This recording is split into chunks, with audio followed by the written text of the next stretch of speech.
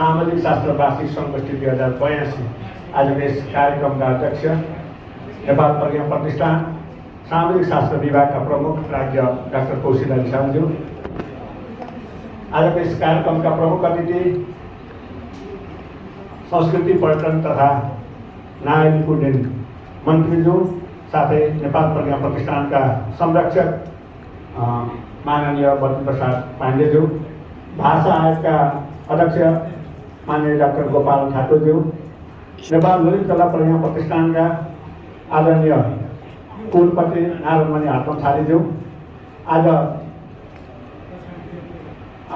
किनोट स्पिकरको रूपमा मुख्य वक्ताको रूपमा उपस्थित हुनुभएका सुरेश ढकालज्यू, आज यहाँ उपस्थित मैले सम्पूर्ण एक पुष्टमा भने सम्पूर्ण आज विभिन्न कार्यपत्रहरू प्रस्तुत हुनेछन्, भोलि पनि हुनेछन्।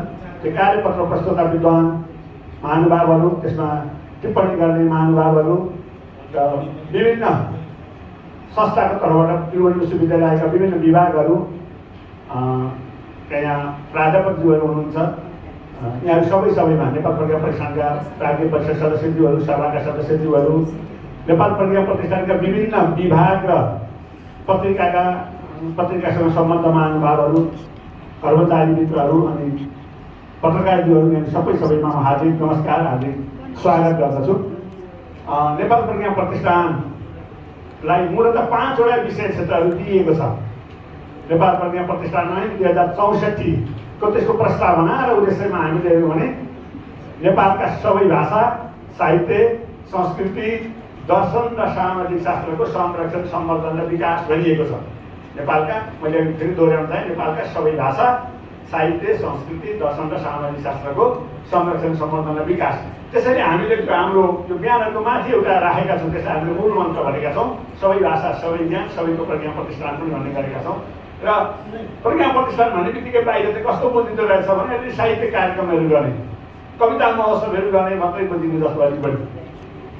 अनि अर्को शब्दकोश पनि आउने हुनाले, प्रज्ञा प्रतिष्ठानको शब्दकोश पनि आउने हुनाले शब्दकोश निकाल्ने, कविता गोष्ठीहरू गर्ने भने जस्तो मात्रै पनि बुझिने। तर नेपाल प्रज्ञा प्रतिष्ठान मैले अघि भने भाषा सम्बन्धी काम त छँदैछ, साहित्य पनि छँदैछ, साथसाथै दर्शन, सामाजिक शास्त्रका विषय क्षेत्रहरू, संस्कृतिको विषय क्षेत्र पनि हाम्रो विषय क्षेत्र हो।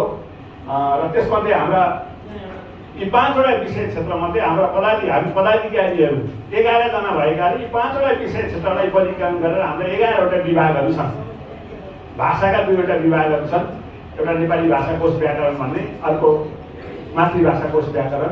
त्यसै गरी साहित्यका विभिन्न विभागहरू छन्। मातृभाषा साहित्य छ, अनि साहित्यको पनि गद्य विभाग छ, पद्य विभाग छ, अनुवाद विभाग छ, बाल साहित्य विभाग छ, समालोचना र साहित्य इतिहास विभागहरू छन्, र सामाजिक शास्त्रको छुट्टै एउटा विभाग छ, दर्शन शास्त्रको छुट्टै एउटा विभाग छ, संस्कृतिको छुट्टै एउटा विभाग छ। र यी विभागका कामहरू, अलिक बढी कामहरू चाहिँ हामी अरू विभागका कामहरू गरिरहने, साहित्यका बढी अलिक काम गरिरहने, भाषाका काम गरिराख्ने, र यो सामाजिक शास्त्रको विषयमा चाहिँ अलिक कम काम भएको हो कि भन्ने जस्तो हामीले लाग्छ। र हामी आइसकेपछि यो क्षेत्रलाई पनि वार्षिक रूपमा हामीले कविता महोत्सव गर्छौँ भने वार्षिक रूपमा सामाजिक शास्त्र सङ्गोष्ठी किन नगर्ने भनेर हामी आइसके पछाडि यो हामी गएको वर्षदेखि सामाजिक शास्त्र वार्षिक सङ्गोष्ठी गर्दैछौँ। र आज यो दोस्रो श्रृङ्खला भनौँ पोहोर हामीले गऱ्यौँ, यसपल्ट फेरि हामी गर्दैछौँ।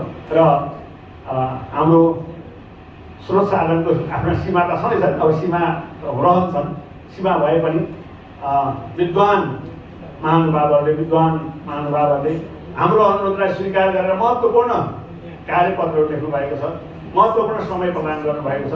त्यसका लागि यहाँहरू सबैमा आभार व्यक्त गर्दै अब आज र भोलि हामी यो कार्यक्रममा रहनेछौँ। र यहाँहरूको उपस्थितिका लागि नेपाल प्रज्ञा प्रतिष्ठानको तर्फबाट हार्दिक स्वागत गर्दछु। स्वागतम, स्वागतम, स्वागतम, धन्यवाद।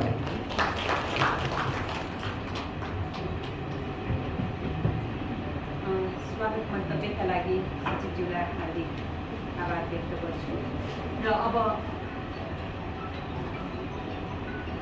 यसमा दीप प्रज्वलन गरेर कार्यक्रमको समुद्घाटन गरिदिनु हुनका लागि म प्रमुख अतिथि माननीय मन्त्रीज्यूमा